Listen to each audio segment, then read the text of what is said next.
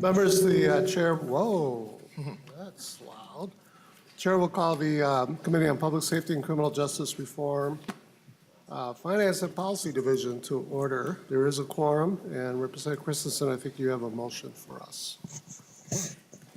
Thank you, Chair Mariani. I move to amend the 328 minutes and to move the line on the fourth from the bottom paragraph that says, "and the amendment was adopted," to move that phrase up two paragraphs and after prevailed.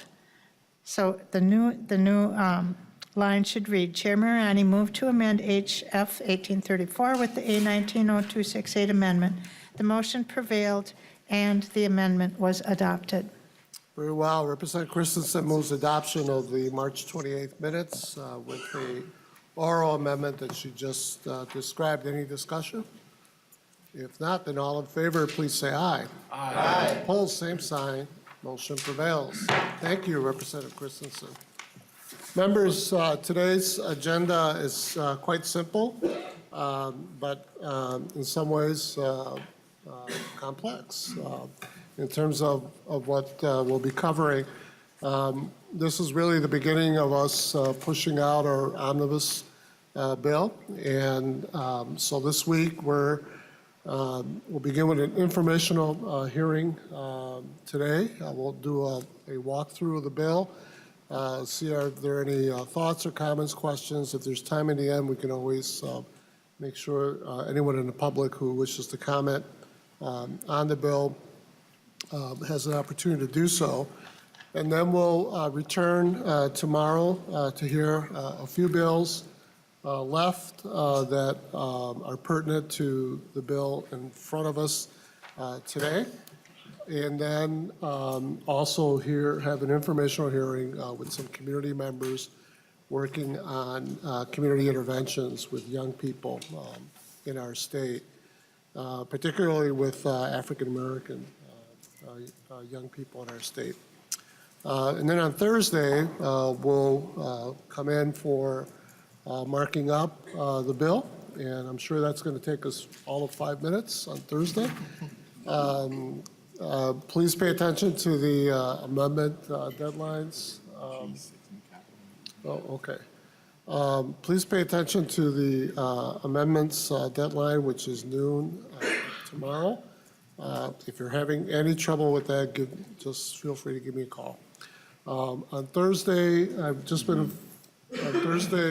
informed that Thursday evening we'll meet in room G6, so which is here in the Capitol. Otherwise, our regular meeting time and space will be here. So with that, we're going to move forward. So the staff had a little bit of creative energy of late, and so we thought we would take this 201, I think, is our pages in the bill, and distill it down into a thematic visual representation, so we can get a feel for what we're talking about here in the whole. And then we'll have our House Research staff walk through the bill, article section by section, so that it's on the record and we're all real clear about it's in the bill. That'll offer opportunities for members to pause at any time and ask questions or make comments. My hope is that we don't get terribly bogged down in any particular issue, because we're going to have plenty of opportunity to do that, no doubt, on Thursday as we walk in with amendments. Most of what's in the omnibus bill, frankly, has been heard here, and a number of you on both sides of the aisle have been working to update some of that language. So the language here reflects that work that's happened both by individual authors as well as teams of you working, in many cases, across the aisle. There are there's a fair number of bills that are in here. I lost track. I think we're at 70. 84. Oh, okay, 84 bills. About 10% of those are bills that come from our minority caucus. And a number of bills are bills that really, as I said earlier, are the results of some good collaborative work. For instance, Representative Hertaus, who's not a member of our committee from the GOP caucus, working with Representative Long, who is a member of our committee on the collateral consequences, just as an example. So with that, members, I direct your attention to the screens, and I'll walk through this hopefully quickly, and then we'll turn to House Research staff to then do a slightly more detailed walkthrough, hopefully quick, but a little more detailed walkthrough of the bill. So with that, Jorge, are you pushing the buttons up there? Is that how that's going to work? Yeah. Thank you. I appreciate your help with that.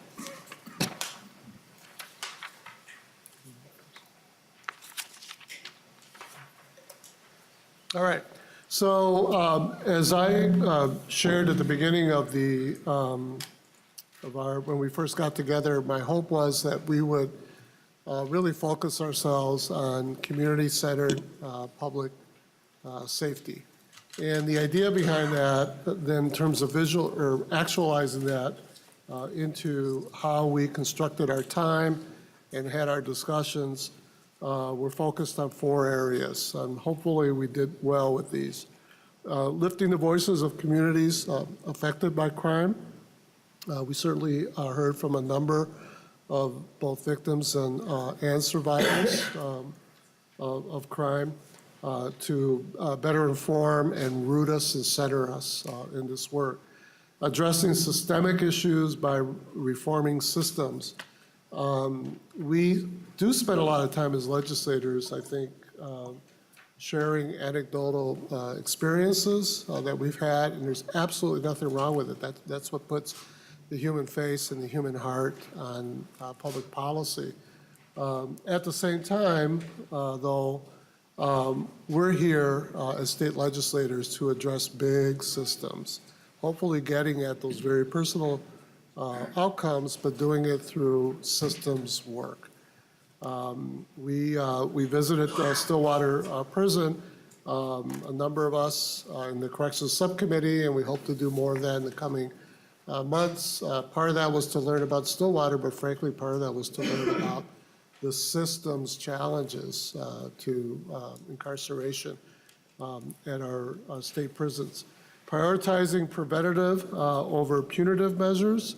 This is a constant balance, I think, for us here. I'm not saying that we're the first committee to attempt to do this. It's really about making sure that we're lifting up the values of applying what needs to be applied and not just, focusing on one area at the expense of the other. And then engaging in collaborative problem solving. Hopefully, we've been able to do that. I know a number of you have been able to work across the aisle to shape some of the language that's before us. So when we go to the next, so then the major areas of focus that are encapsulated in the Omnibus bill are here before you. Focus on probation, and bail reform, post-conviction, collateral consequence reform, sexual assault prevention, gender-based violence prevention, number of bills having to do with conduct of driving vehicles on our roads, and then a lot of discussion around police, community relationships and transparency, and helping to invest in and lift up the quality of our peace officers in our state, and then some work in emergency response funding. In probation reform, listed the number of bills, or the bills that are in the Omnibus bill, and then also listed out roughly, these are rough numbers, the amount of investments that we're making in this area. So not a little shy of $3 billion in the $3 million in the I wish $3 million, a little less in probation reform. Under bail and jail reform, we had a couple of bills. Some of you will remember Representative Noor's bill limiting the use of money bail for certain offenses. That generated, I think, a very healthy conversation here. And then Chair Considine's work to resuscitate and recreate the ombudsman, should be ombudsperson, Representative Chair Considine. Ombudsperson, we'll have to do an oral amendment for corrections. And in this area, a little shy of $2 million investment. Juvenile justice reform, we had several bills totaling about $2.3 million. Representative Edelson, our vice chair, had a number of bills related to juvenile interventions, and then also Representative Dean's bill, which is one of, I think, several. Not all the bills are encapsulated in this omnibus bill. In post-conviction and collateral consequences, we spent a good amount of time on a number of bills with this. Y'all probably remember the post-conviction bill that immigrant communities brought forward, particularly from our Southeast Asian communities who have been working very diligent with county attorneys on creating opportunities for courts to hear petitions in a post-conviction setting where the stakes are really high in terms of potential deportation of folks who are here under legal status.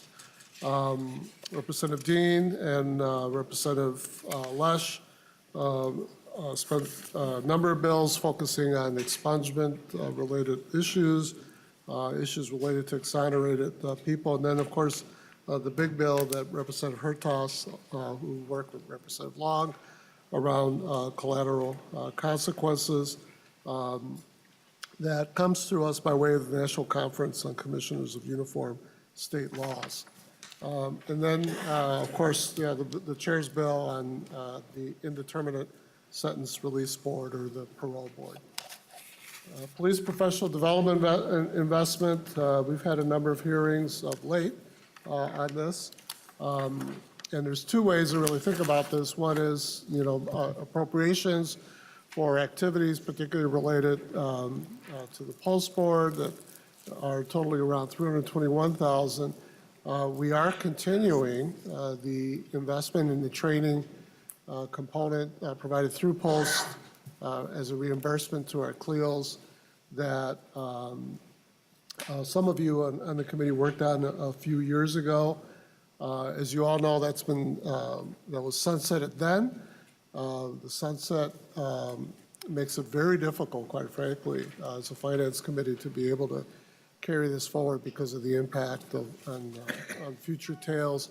But in this bill, we do manage to continue the $12 million investment in the next biennium and then extend the sunset out for another year. So going beyond current law for 1 year, so that's $6 million. Going on, criminal justice reform on the roll. That's pretty clever, Mr. Lundy. And so this has to do with a number of driving issues and driver license, bless you, suspension issues. This one really fits, in the chair's opinion, an important concept of decriminalizing poverty. We heard, I'm still caught by the testimony of the young woman who shared how one traffic citation very quickly spiraled into an almost, well, frankly, an impossible financial situation for her that led to driver revocations for someone that, initially made just a poor mistake. And I think her story is really illustrative of what happens to a number of people because of the inability to, and her story is a little bit more complex, but the inability to meet the level fines, particularly as they compound. So good, strong attention to doing some reform in this area. Chair Lesh has worked on a number of these issues, which are also present in his division in judiciary and civil law. There were several bills on cannabis. Of course, the chair had the task force bill. Representative Dean has the adjusted, the graduated adjustment of penalties.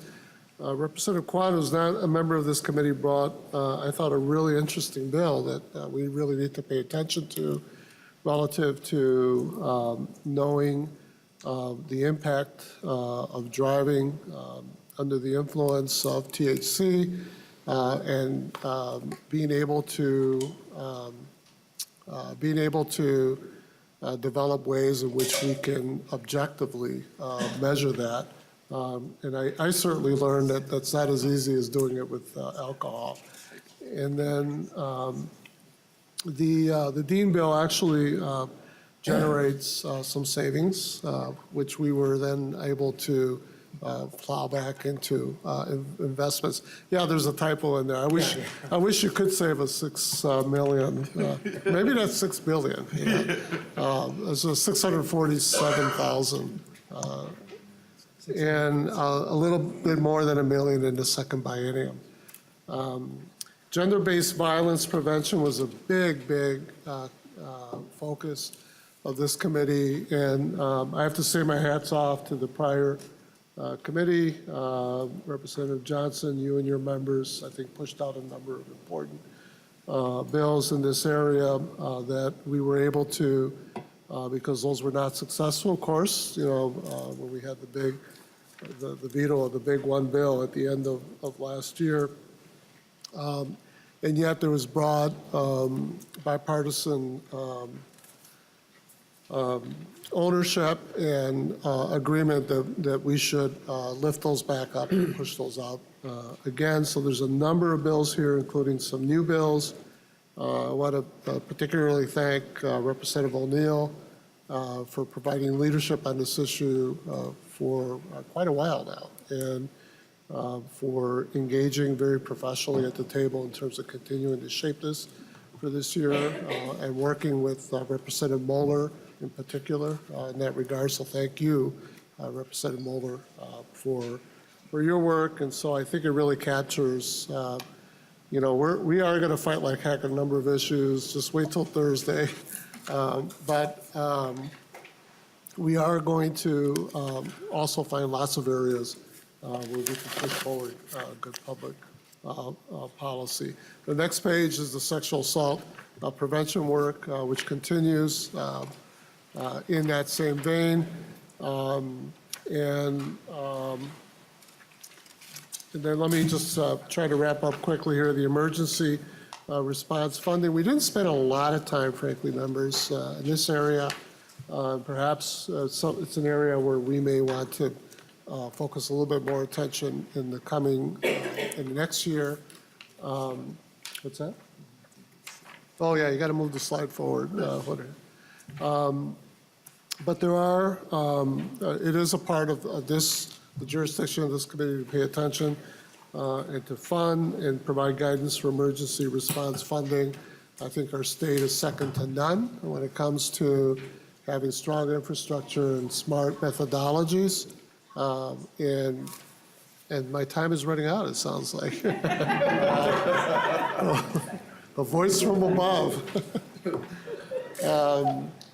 The safety and security investments, this covers a broad area, a number of small bills, Representative Brand's bill. I'm not even going to attempt to pronounce this, DMT, which is a meth, I believe a meth-related, in the meth family, if you will, of controlled substances. Adding that, identifying that, and adding that to our criminal code and focus for intervention. Representative Tapke's security screening systems, which was a popular item of discussion when we were out in Stillwater, And then, of course, the big, and Representative Christensen's investment in the Minnesota School Safety Center funding. In recent years, you all know that school safety has become an increasingly important public policy area for us and for the rest of the nation. And then Chair Considine's investment in the correctional officers to get us to a safe level of COs in our prison facilities. That really constitutes the bulk of that $7 million investment in safety and security investments. And then finally, oh no, it's not finally, irresponsible driving accountability issues. I probably mixed that up earlier with some of the driving bills and comments that I made. We all remember Chair Joachim's light rail transit bill with the two young men who lost their young brother to a tragic incidents that state law simply did not cover. And so sometimes part of what we do here is to address issues where the state has often inadvertently remained silent and unfortunately then allows a wrong to go unaddressed. Representative O'Neill's ignition interlock device bill, which I think was work that you worked on last year as well and previous years. And Yes, I did do that, but it's actually not in the bill. In the 2792 bill, it's not there. well, then let's make sure it gets in the bill. Yes. Good, on the record. Yeah. Thank you.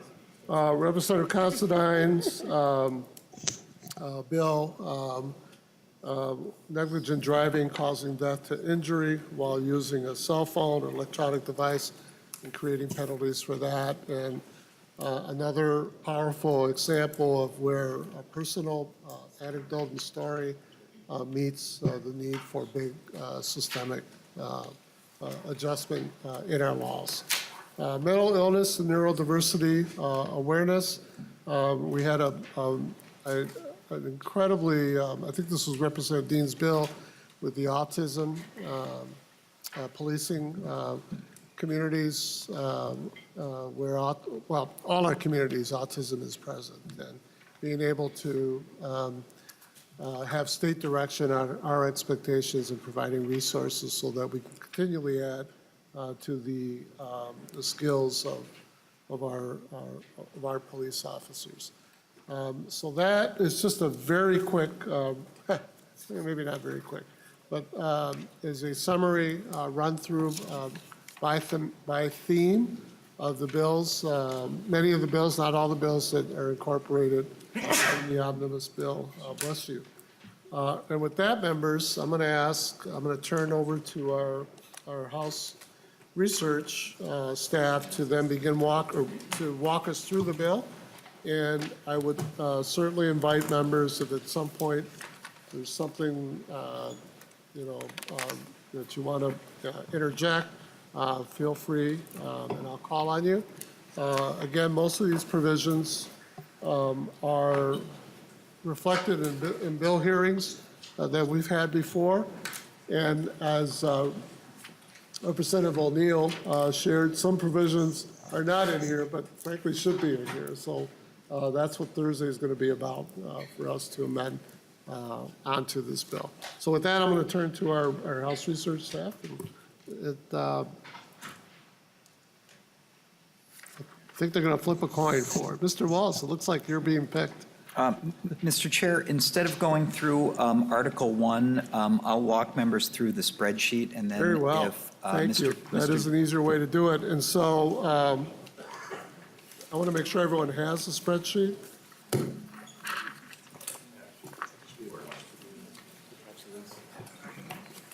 Oh, okay.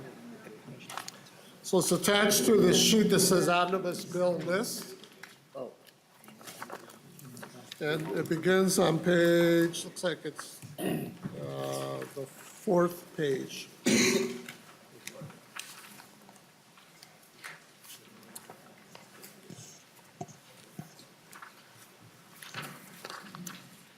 Mr. Chair, Mr. Walls. beginning on the first page, under sentencing guidelines, we have, essentially, we only have one difference from the governor's request at this date, and I'll get to that later in the bill, but otherwise, under all the agencies, if the governor had put in a request for initiatives, we funded those initiatives.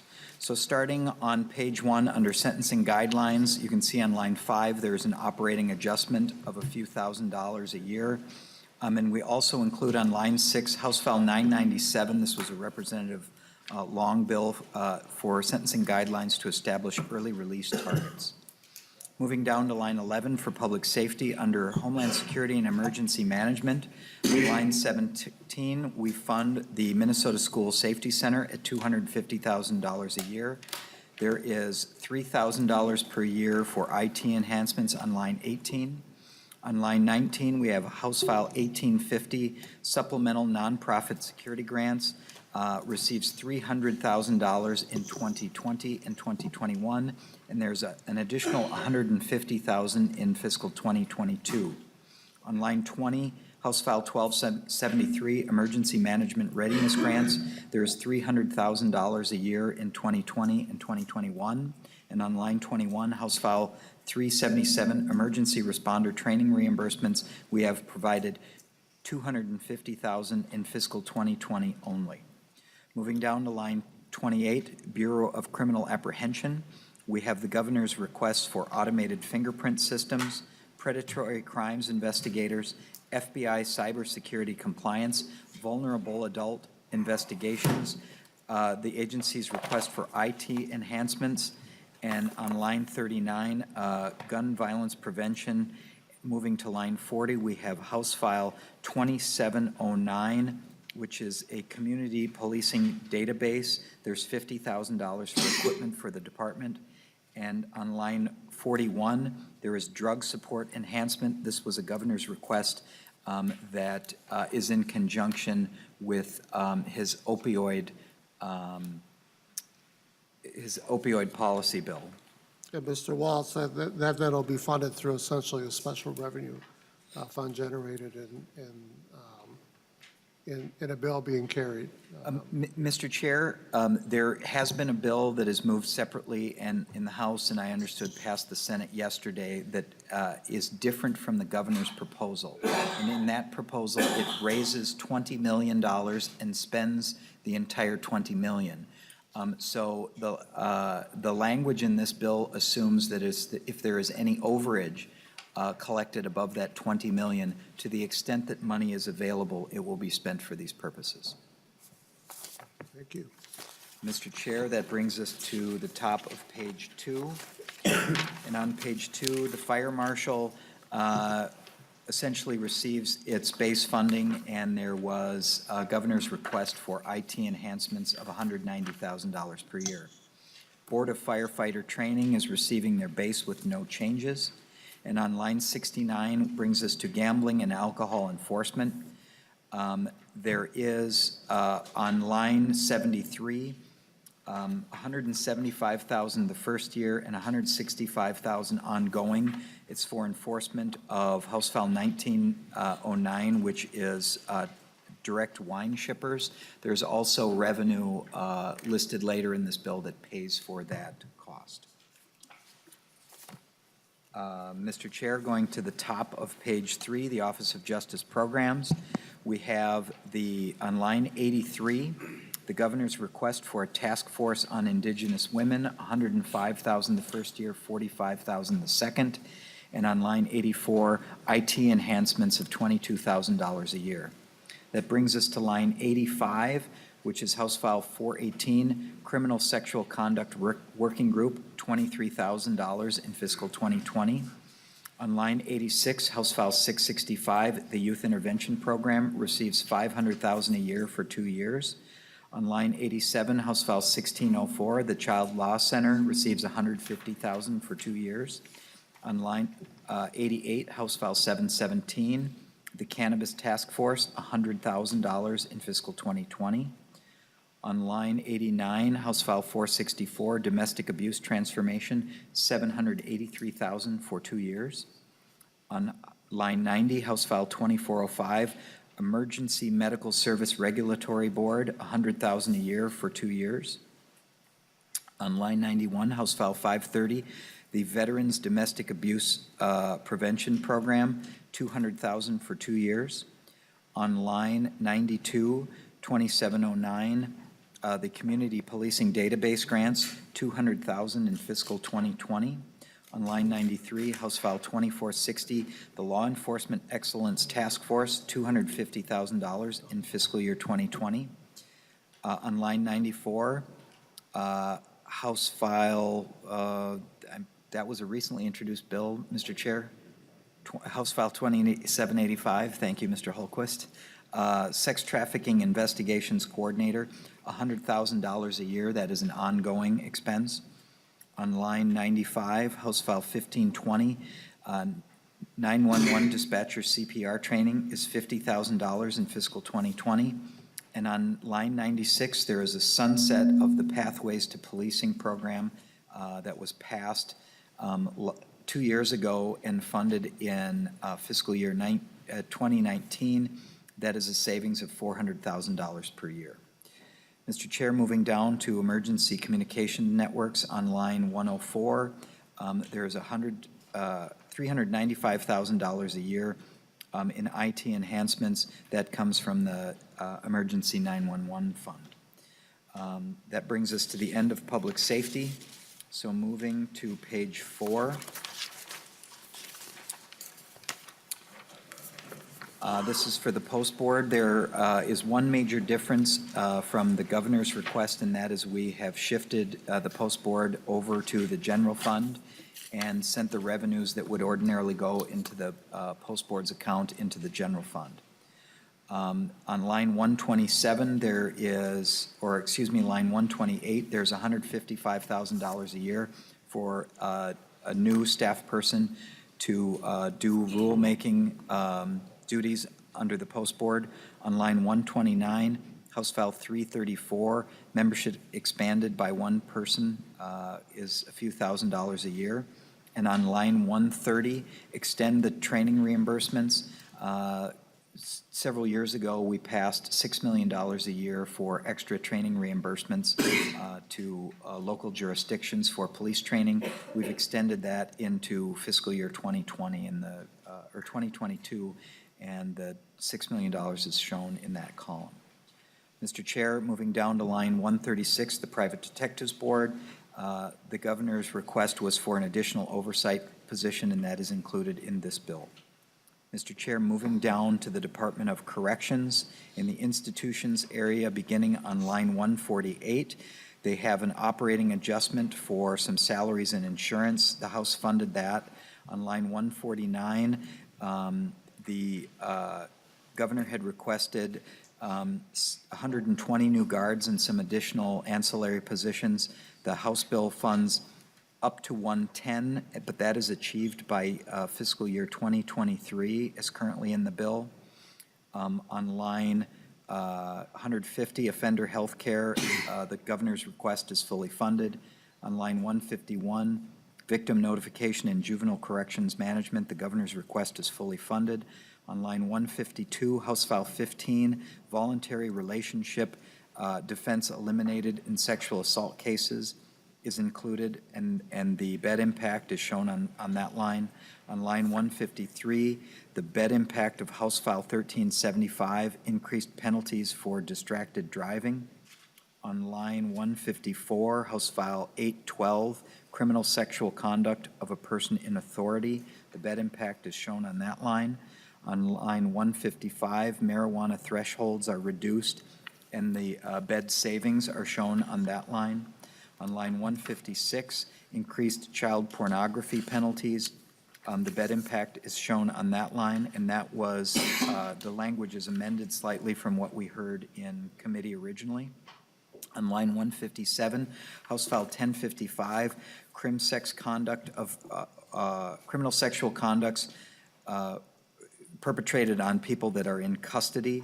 The bed impact is shown on that line. On line 158, 734, sex offense statute of limitations removed, and the bed impact on that line. 159, House File 480, criminal sexual conduct definitions and the bed impact there. And on line 160, dimethyltryptamine treated the same as meth, and the general fund bed impact is shown on that line.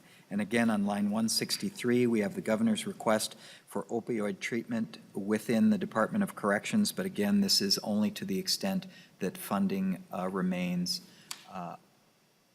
above the 20 million that was passed in, I believe, both House and Senate bills. Mr. Chair, that brings us to the top of page 5, Community Services in the Department of Corrections. On line 173, we have the governor's operating adjustment. Following that, on line 174, Prison Security and Safety, Pretrial Assessment and Supervision, Intensive Supervised Release, Integrated Case Management, Electronic Monitoring, Transitional Housing, Victim Notification and Juvenile Corrections Management, Reducing Recidivism and Connecting Families. These are all governor's requests that are fully funded in the House bill. On line 181, we've also included House File 1028, Alternatives to Incarceration, $240,000 a year for 2 years. On line 182, House File 474, Mental Health Community Supervision, $400,000 for 2 years. $400,000 a year for 2 years. On line 183, House File 689, Probation Support Grant, $200,000 a year for 2 years. On line 184, House File 2128, Intermediate Sentence Release Board was a $39,000 a year fiscal note that is included, and that is ongoing money. On line 185, dosage probation is $200,000 the first year. Mr. Chair, moving down to operations support, we funded on lines 193 and 194 the governor's requests for their operating adjustment for salaries and insurance and additional prison security and safety. Mr. Chair, that brings us down to line 202. This bill includes House File 1375 for distracted driving, and there was an additional request by the Public Defense Board to provide the accused with defense in court, and the costs of that are shown on that line. It's $164,000 the first year and $204,000 each year after that. I believe that is for 2 attorney positions, Mr. Chair. On line 206, the Department of Health, we included House File 733, and there are rulemaking dollars in that provision. And on line 208, House File 469, the DWI study or the thresholds for THC levels in blood that the chair talked about earlier. There's $300,000, $200 the first year and $100 the second, to the Department of Health for that purpose. On line 211, the Supreme Court, uniform collateral consequences. Mr. Chair, that is actually, that is a revenue loss, and on future spreadsheets that will be shown on a different line, but there is no appropriation to the Department of No, I'm sorry. No, Mr. Chair, that is, I'm confusing that with a bill in another committee. That is actually staffing costs at the Supreme Court.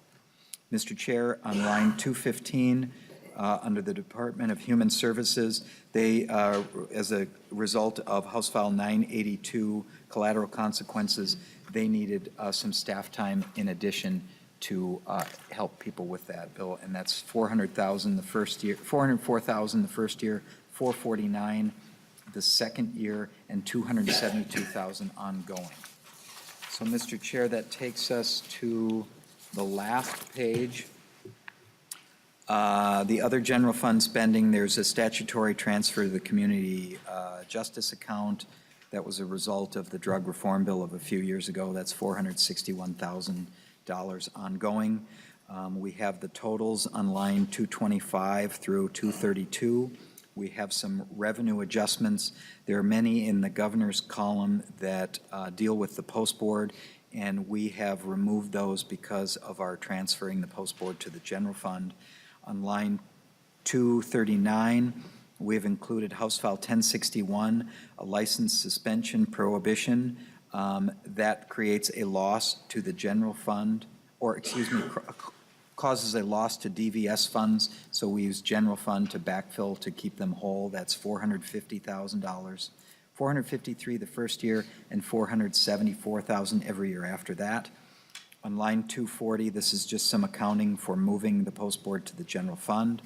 On line 241, House File 1909, the direct wine shippers fee. This is the revenue to offset the cost in the Board of Alcohol and Gambling Enforcement. And I believe this is from a $170 fee imposed on each out-of-state wine shipper. So, Mr. Chair, after that, on line 246, we have the post board's deficiency for fiscal 2019 of $500,000.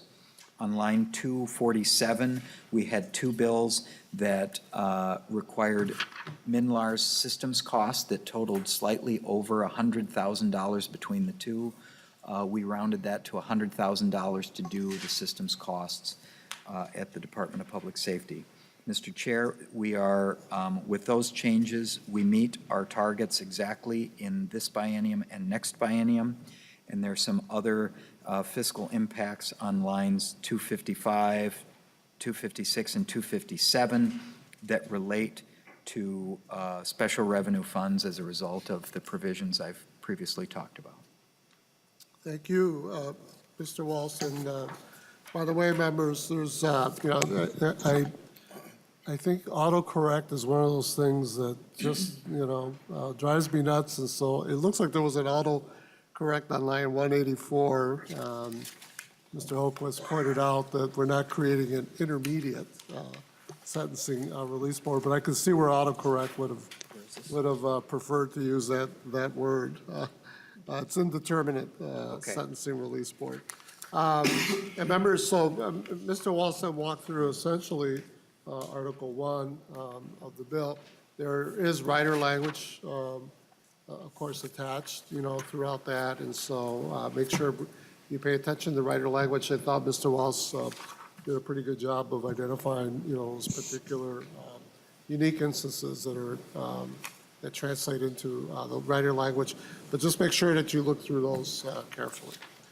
So with that, I think we're on to Mr. Johnson, Mr. Diebel. Thank you, Mr. Chair. I'll do my best to keep us on track. I'll start with Article 2 on page 26 of the bill. Section 1 is from Representative Lesch's 1909 direct wine shipping. Sections 2 through 6 come from Representative Dean's House File 40, which relates to felon voting rights. And if at any point there's someone who needs or has questions, again, at this point, we're mostly just about technical things. Just give a wave and I'll call on you.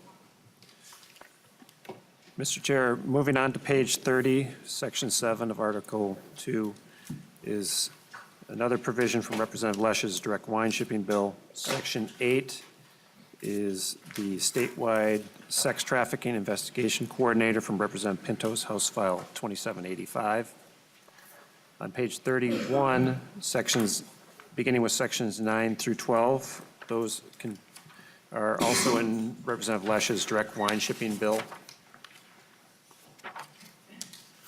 That takes us all the way to section 13 on page 35 for the next segment, which sections 13 and 14 on page 36 are from Representative Sandsteed's House File 1520, CPR for 911 operators. On page 37, section 15 is another piece from Representative Dean's felon voting rights bill. Sections 16 and 17 are Representative Stevenson's House File 301 relating to burglary. Moving to page 39, this is from House File, sections 18 through 23 are Representative Pinto's House File 560, which amends the term stalking and replaces it with harassment. Flip forward to page 45, which picks up with section 24. This is another Representative Pinto bill, House File 901, and it relates to admitting prior evidence of misconduct in domestic abuse cases. Section 25 is Representative Kunish-Pudin's Task Force on Indigenous Women, which is House File 70. That carries through until the final section in Article 2, which is another piece from Representative Pinto's harassment definition change or term change from stalking. That can move to Article 3 on page 49. This is largely the Corrections Subcommittee Omnibus Bill with some changes. Section 1 is from Representative Sandel's House File 1575 regarding mental illness data. Section 2 on page 49 is from Representative Considine's House File 1399, the Ombudsman for Corrections. Sections 3 and 4 are from Representative Tabke's House File 7-3, which relates to body scanning equipment in prisons and jails. Moving to page 51, sections 5 through 8 are from Representative Christensen's House File 2127, which is the Department of Corrections agency bill. On page 52, the substance of the Ombudsman for Corrections language begins with section 9 and runs through sections 14. Pick up again on page 57 with another piece from Representative Christensen's Corrections Agency bill relating to charges to counties. On page 58, section 16 is a piece from the Ombudsman Corrections bill. Section 17 is Representative Zerwas's House File 493 related to administrative and disciplinary segregation. Moving forward to page 60, section 18, Chair Mariani's House File 2128, Indeterminate Sentencing Release Board. This is, the language is in both section 18 and 19 on 61 and 62. On page 62, section 20, Representative Zerwas's House File 339 related to gang data retention. On page 63, section 21 is Representative Zerwas's House File 1020 regarding the use of requirement for, modifying the requirement for same-sex escorts for inmates being transferred.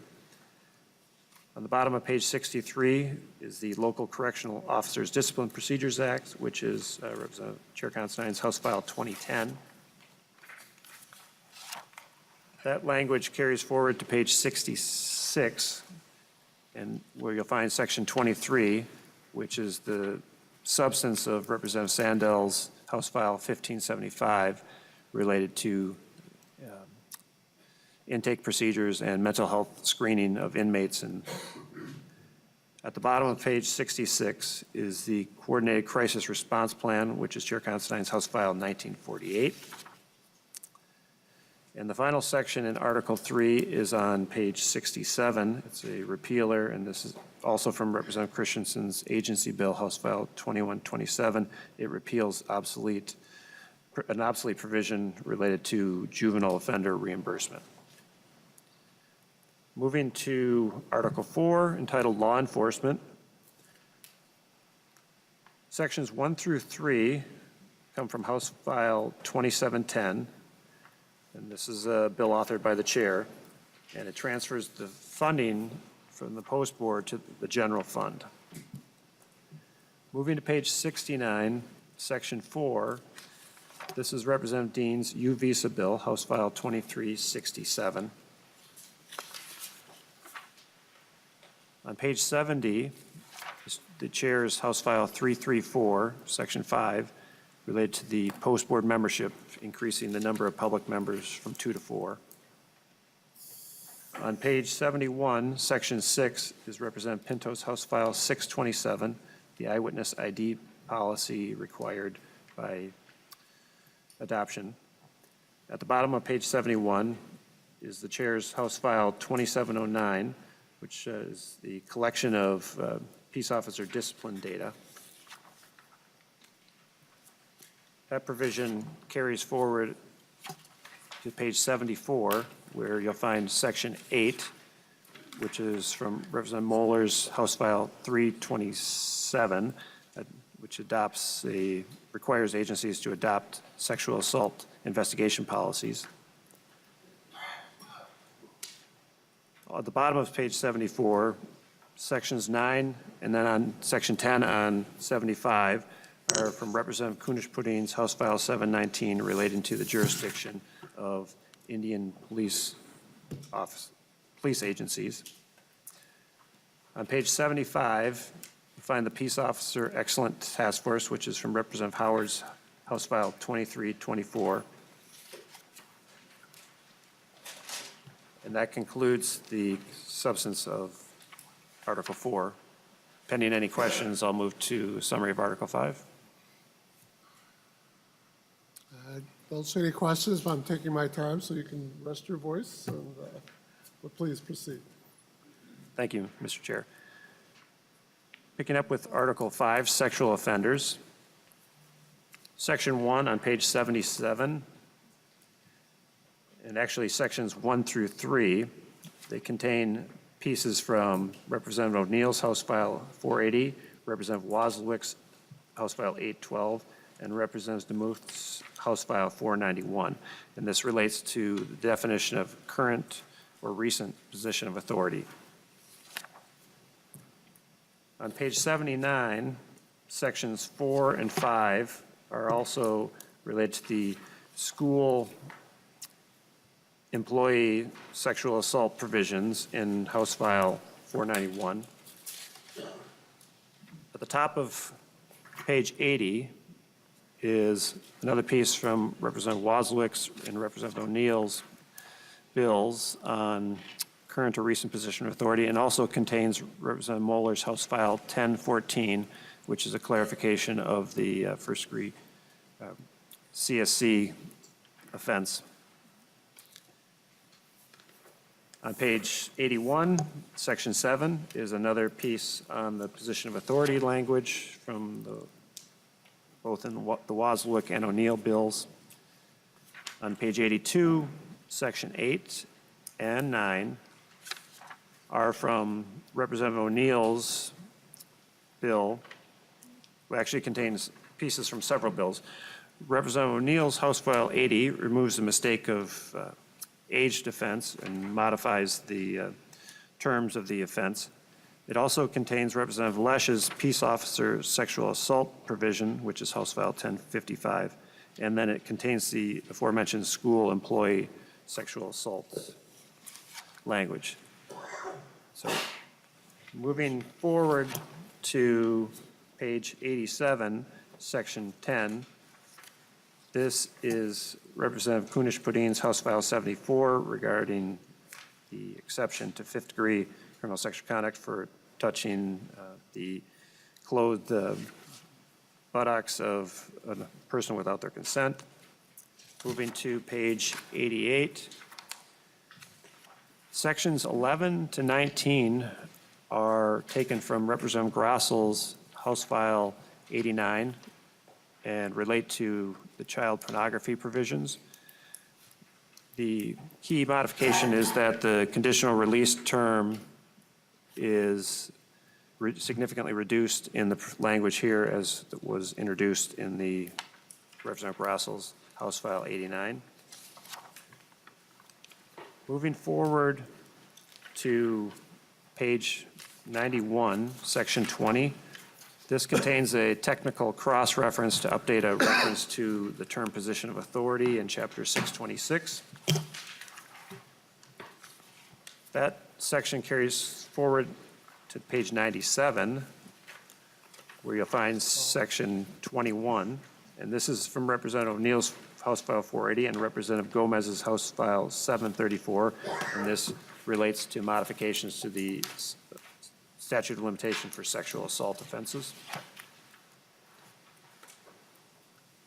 Moving forward to page 99, Section 22 is from the Chair's House File 341 and requires a Sentencing Guidelines Commission to study the sex offender grid for compare the offenses and where the offenses are ranked. Section 23 on page 99 is Representative Muller's House File 418, which is the Criminal Sexual Conduct Statutory Reform Working Group. And the final section in Article 5 is Representative Stevenson's House File 15, which is the marital rape repeal. Mr. Chair, I'd ask that you requisite Mr. Johnson to continue with the summary of Article 6. Well, thank you, Mr. Deal. Mr. Johnson. Mr. Chair, members, I'm going to walk through Articles 6, 7, 8, and 9. Article 6 begins at page 100. Section 1 is House File 2351, which is Representative Brand's bill to add dimethyltryptamine to statutes dealing with methamphetamine offenses.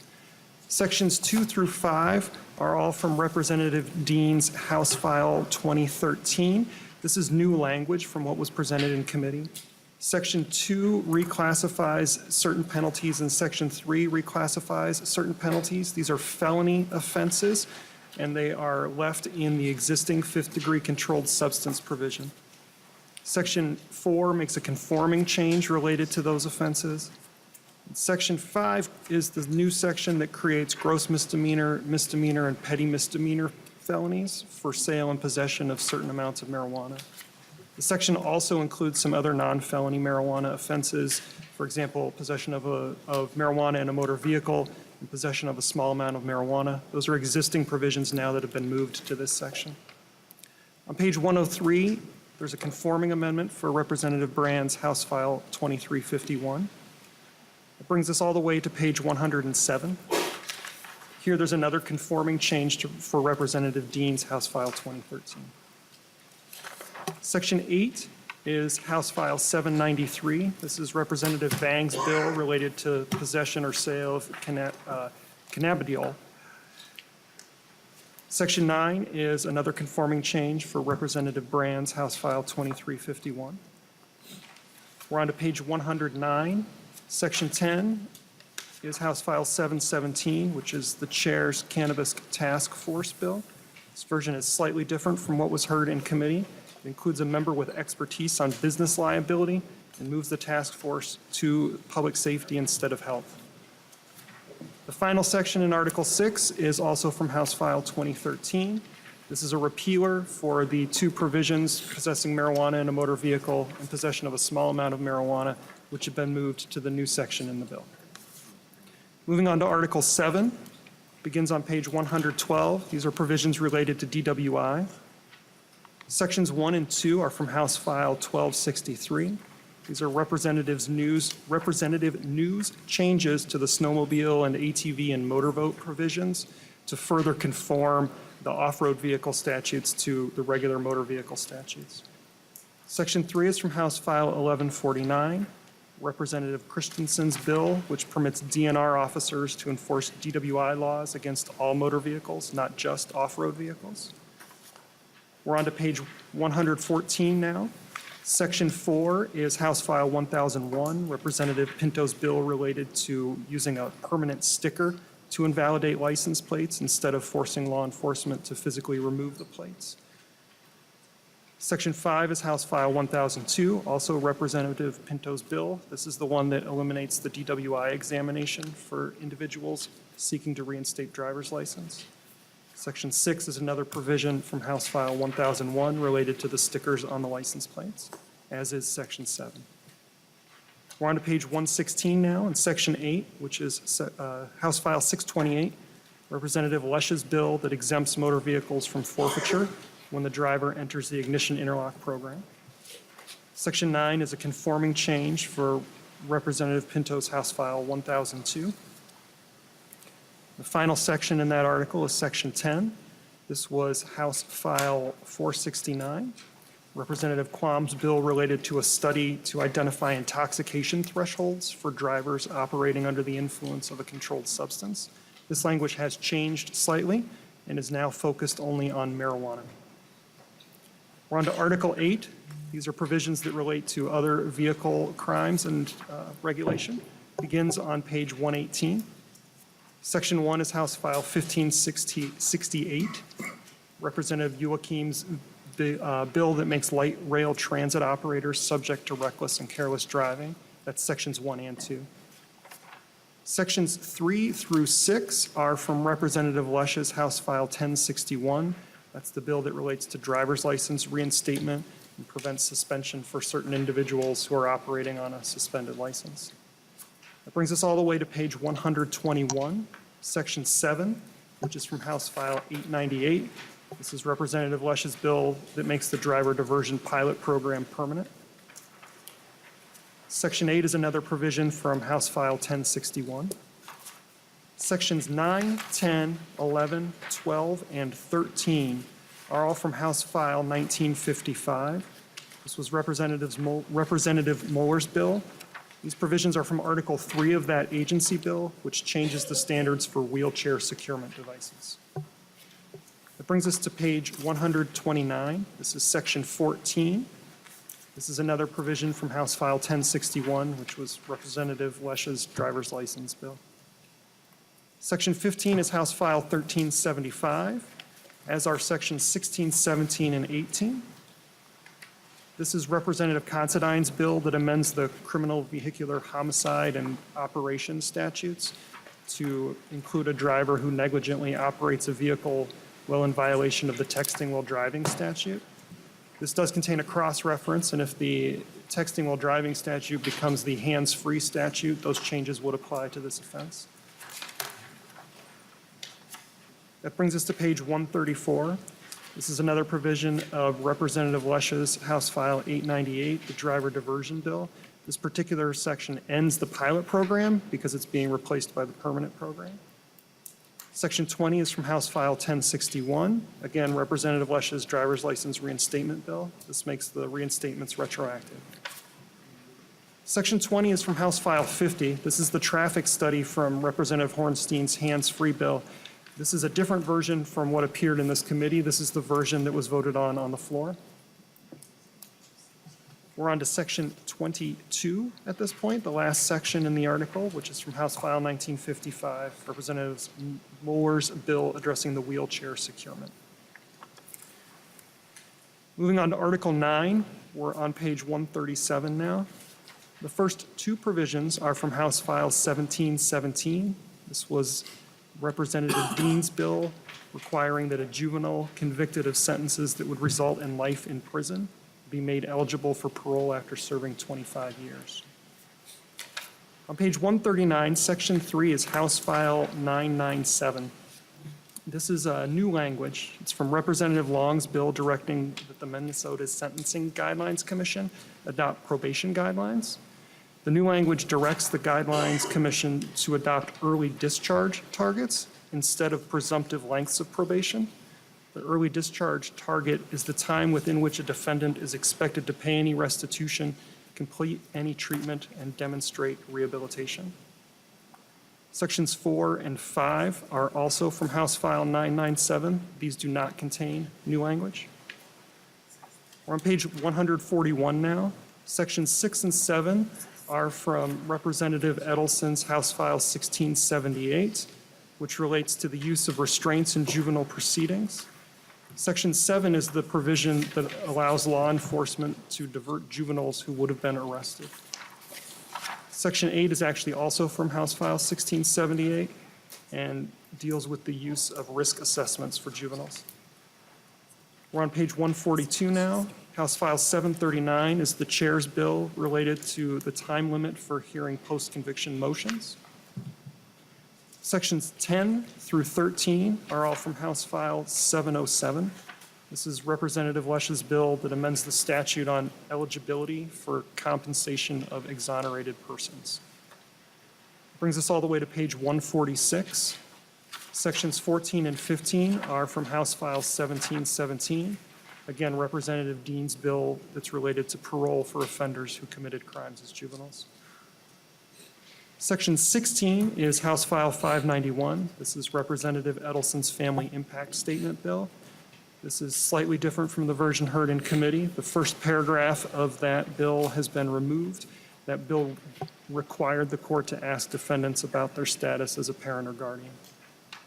Section 17 is from House File 689. This is new language for Representative Long's bill that caps probation at 5 years for most felony offenses. Most felony offenses under this provision are still capped at 5 years. There's an exception for several offenses, including murder, manslaughter, and felony sex offenses. This version permits the courts to extend probation for up to 3 years if the person fails to pay restitution or complete treatment, and permits a second extension of 2 years for the same reasons. It also permits a court to find that a person who committed a crime of violence remains a threat to public safety and to extend probation on those individuals for an additional 3 years. There's also a new provision that would apply to people who are currently on probation.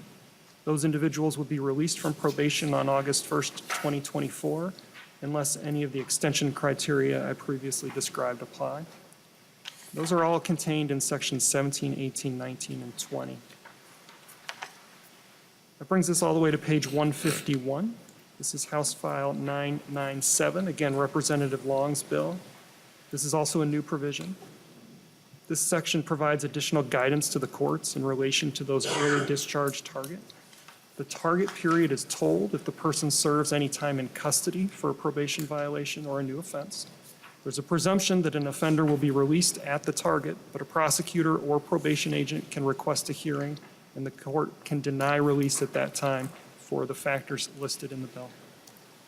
Section 22 is from House File 1717, another section of Representative Dean's bill related to the parole of juvenile offenders. We're to page 153, and here we're on House File 1057, sections 23 and 24. These are Representative Lesch's expungement bill for individuals who had their identity stolen. Section 25 is on page 155. And sections 25, 6, 7, and 8 are all from House File 707. And this is from Representative Lesch's bill related to the compensation of exonerated individuals. Section 29 on page 156 is from House File 689, a new provision from Representative Long's two probation bills. It's actually House File 689 and 997. This requires victim notification anytime an offender is discharged early from probation. Section 30 is House File 741, Representative Noor's misdemeanor bail bill. Section 31 is House File 705, Representative Dean's bill requiring records to be sealed when a person receives a pardon extraordinaire. Section 32 is House File 1028. That's the alternative to incarceration bill from Representative O'Neill. We're on page 160, House File 689, a new provision from Representative Long's probation bill. This new section creates a grant program. It's similar to the Alternatives to Incarceration program, but targets grants to connect offenders who are on probation with a variety of services. Money in the grant is first available to Greater Minnesota before it becomes available to agencies in the metro. Sections 34, 35, and 36 are from House File 1678, which is Representative Edelson's bill dealing with juvenile restraints and risk assessments. Brings us to page 162. Section 37 is House File 474, Representative Stevenson's bill that creates a pilot project for probation supervision of offenders with mental illness. Section 38 is House File 1934, Representative Gomez's bill establishing a task force on the implementation of dosage probation. The final section in this article is on page 165. This is from House File 1717. It's the effective date for the various provisions relating to parole of offenders who committed crimes as juveniles.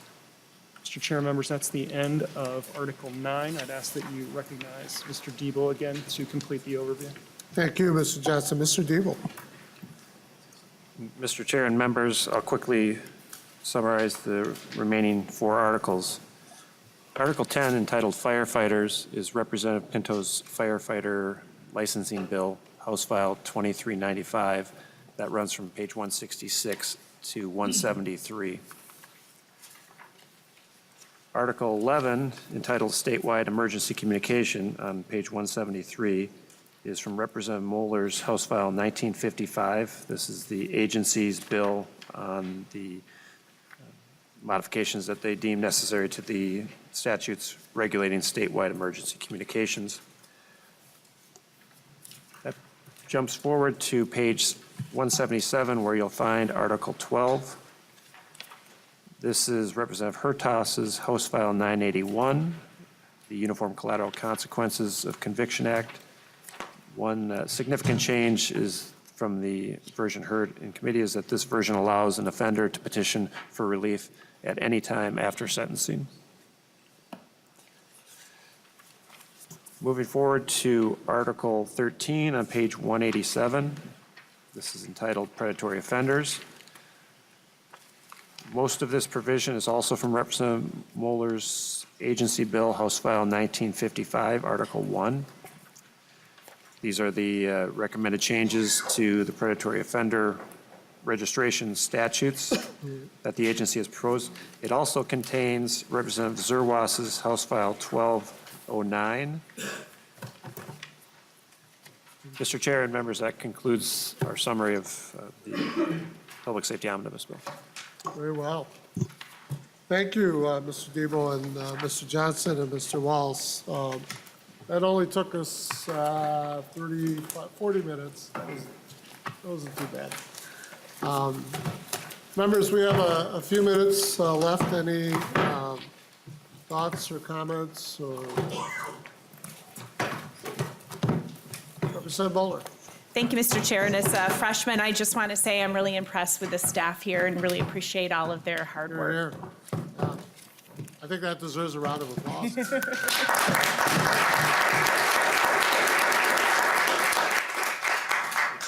It was kind of fun to come in a weekend and see them in jeans and, plaid shirts and those kind of things. But, yeah, I was about to say, I don't think they thought it was fun. So, with that, members, yes, Representative O'Neill. Thank you, Mr. Chair. Just kind of circling back, you had in your walkthrough, the one that you did, Chair, you had said that House File 1589, which is that's the ignition interlock bill. What you had intended to have that in there, but it wasn't actually in the language. And I intend to bring an amendment to add it, and just wanted to let you know that. And I believe our fiscal staff will be looking at a new fiscal note, because the original bill had a larger fiscal note because it was some things that the agency literally weren't able to accomplish, as I had said in the hearing. So I removed those portions. So just so you know that there'll be a new fiscal note that hopefully will be very, very minimal, if hopefully zero, because there's not a whole lot of extra work. Just pulling in some new people into the program is really essentially all that it's left with. So I just wanted to bring that to your attention as well. Thank you very much. Representative O'Neill, why don't we connect a little bit later today? I think what I prefer to do is to bring that language into with the author's amendment, particularly so that we can be careful as we look at the fiscal costs. Thank you, Mr. Chair. So I would coordinate that with them. Thank you, Mr. Chair. I would appreciate that as well, because, especially as we talked previously and looking at your walkthrough, I think that was the intention, and things change, and I know that it's a big bill, a lot of pages and a lot of language, so I appreciate you doing that. It's important for us to have done the walkthrough. I know it probably looks a little boring, particularly for the public, but it's precisely to be able to catch these kind of things. And my last point is, when you were doing the walkthrough, so it's sort of the reverse, the Hannah bill that I did when we had Hannah Trosseth here, you did put some of the provisions, not all of them, because some of them were just quite not ready to be put in, but you did put some of the provisions in, and that wasn't in the walkthrough, but just so I get that on the record also, that House File 480 does have some of the provisions in. And some of the provisions were also in other bills, and why I drafted that, I didn't even know that was going to be the case. And so statute of limitations and position of authority were both in my bill that were in bills that came after mine too. So just wanted to acknowledge that. And I know that she's probably watching, because she's really excited to know if some of those provisions made it in. And even though it wasn't in the overall presentation, that language is in there. And I do want to thank Representative Mueller too for helping do some fine tuning. And I did see that in the language as it is, that we worked on some fine tuning that Minkasa had asked for. So I appreciate that as well. So we were able to eliminate the mistake of age as a defense, and then we changed the ages just a little bit. But that's all in the language too. So Hannah, we've got it in there. Yes, indeed. And then, thank you for putting that on the record. And I know some of this is also provisions that are going to, that we're expecting the task force to look at, some of those provisions. I think particularly the intoxication defense, I think, was one that lended itself. I think I'm seeing both of you nodding in agreement as something that we can have the task force then pay close attention to. But I think it is important to highlight and lift up these issues, and that's part of our conversation early in the year, Representative O'Neill, that we knew that we were pushing the boundaries here, but that it was important to push them and to do so in a very transparent way. And thank you, Mr. Chair. And one other thing I wanted to get on the record too, because already it's on social media as people don't quite understand how this process works. And unfortunately, there was an advocate out there that was very passionate about the statute of limitations portion. And she had already published on social media that it was dead for the year and was very upset. And so I corrected her on social media, but I just want to say to anyone that's listening, the statute of limitations change is in here. Yes, it is. And so it was both in my provision in my bill and also in a separate bill. So that is in there. It is alive and well. So for those that are listening, that is alive and well. Thank you. And Representative O'Neill, I suspect there will be amendments on that, as well as a number of things in the bill. So for those who are watching, this isn't the end. This is really only the beginning, if you will, in terms of marking up this bill. So if you really want to watch good drama, Thursday would be a good time for the public to tune in. So. All right. Well, with that, members, thank you so much. I look forward to seeing you all again tomorrow at our regularly posted meeting time in this room. And until then, this committee stands adjourned.